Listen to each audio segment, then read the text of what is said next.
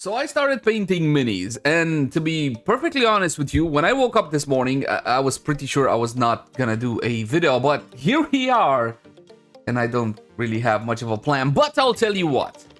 While playing Space Marine 2, I got more and more interested in Warhammer 40k. Now, Warhammer 40k has always been a point of interest to me, but I never really had the time. And every time I would try to eke my way into it, I would get hit by this massive wall of 40 years of stuff just coming at me, because in case you didn't know, Warhammer's like 40 something years old, and there's a ton of lore, a ton of books, a ton of games. There's tabletops, there's trading card games, there's board games, there's video games, there's basically all sorts of merchandise for it. So it always felt overwhelming, and I thought, you know what, I'll try it next time. But with Warhammer 40k Space Marine 2, I finally got into it. While I loved the game, I got more and more interested on the markings of the armor. What does that mean? Why do these guys Imperial Fistings? What do you mean not all Space Marines are blue? Because before that game, I thought like all Space Marines were just blue. I think that was their thing. I had no idea. It was just a chapter in a very, very, very larger picture. The more I dove deep down the rabbit hole, I found myself wanting to paint miniatures. I don't know why. I'm not a very artistic person, but I really wanted to paint miniatures. So here's what I thought. Warhammer 40k tabletop, or Age of Sigmar, or AOS for that matter, looks very intimidating. You need a lot of points, a lot of miniatures. I want to start with something simpler. Oh look! A kill team starter. Surely that is more simple. Only a couple of minis, 2 teams, 6-7 minis per team. Perfect. I'll start off small and build my way up. I was wrong. I was very, very wrong.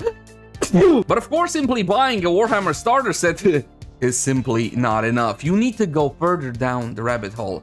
Oh, and you will. Because you see, you need the miniatures, you need the playing cards, you need the tokens, you need paints to paint the bloody things. But wait, you need primers. What kind of primers? What are you trying to paint? You need cutting mats, you need wet palettes, you need a holder to hold the thing so you can actually paint it. Oh, but do you want all of the options? Then you're gonna need some magnets as well, and magnetize everything. Oh wait, did we talk about brushes? Now I thought I can knock out a full Space Marine team in a couple of hours, no problem. I mean, look at these things. Look at this, so small, it's so tiny.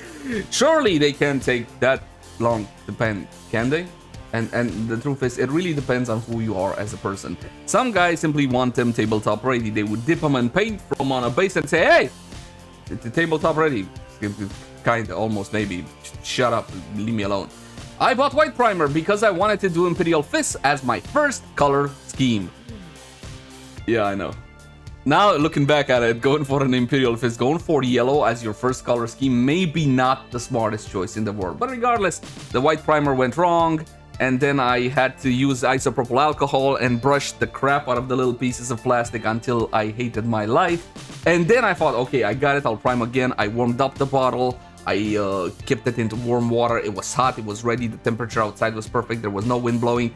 And the primer still went bad, it still went all speckly and shit, so that was not really working. And then I scraped again at that paint one more time, got the primer off, broke off some bits, glued them back together, cried in a corner, and then finally, by changing the primer can, which I was convinced it was bad, it wasn't my fault, and guess what? It was bad. It wasn't my fault. I switched to a red primer, and that one worked beautifully on the first spray. Huh? Freaking right. And only after that, I learned that I should first test on sprue. But in my defense, I didn't have a whole lot of sprue, because, you know, this was my first kit, which also arrived broken.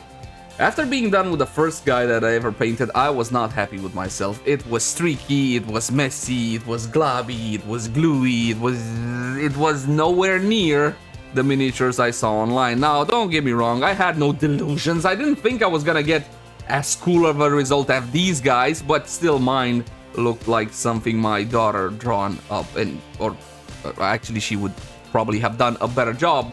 But regardless of that, I went on to the second one, being encouraged by my friends that don't worry, the second one will suck less.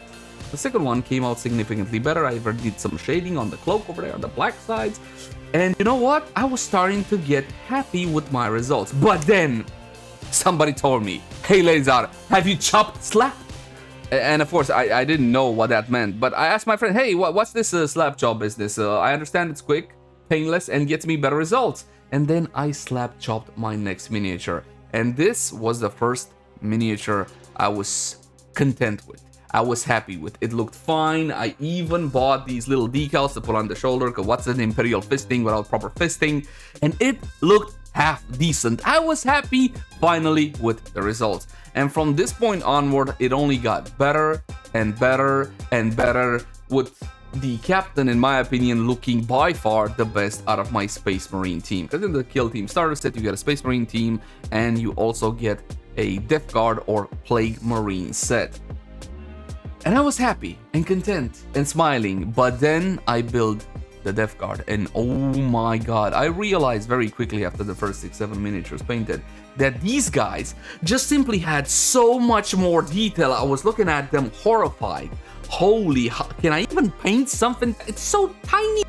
How can I? It's impossible. I can't do it. But again, with further encouragement from my friends, I chose a warband. Now you see the color scheme on mine is a bit different than your regular Death Guard. That's because these guys are the Heralds of Despair.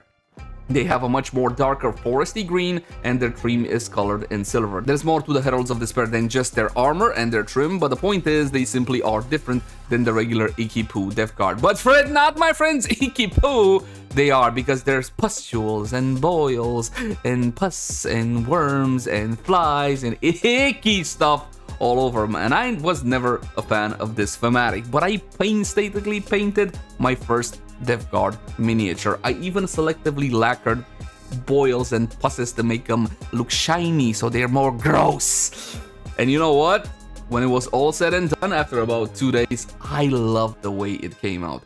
This guy simply had like a ton more detail than your average Space Marine, and I got to painting the rest of them.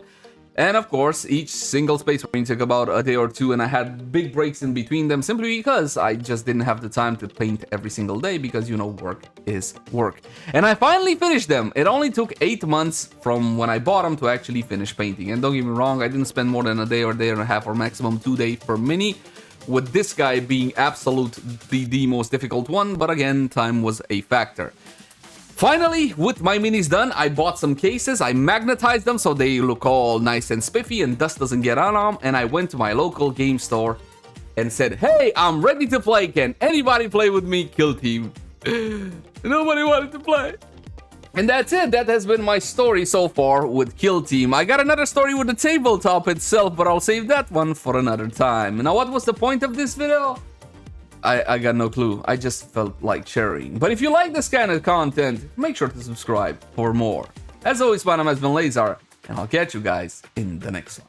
Oh, and if you got any sorts of tips, tricks, or you want to offer any advice when it comes to painting, by all means, I would love to hear it in the comment section down below. Ciao.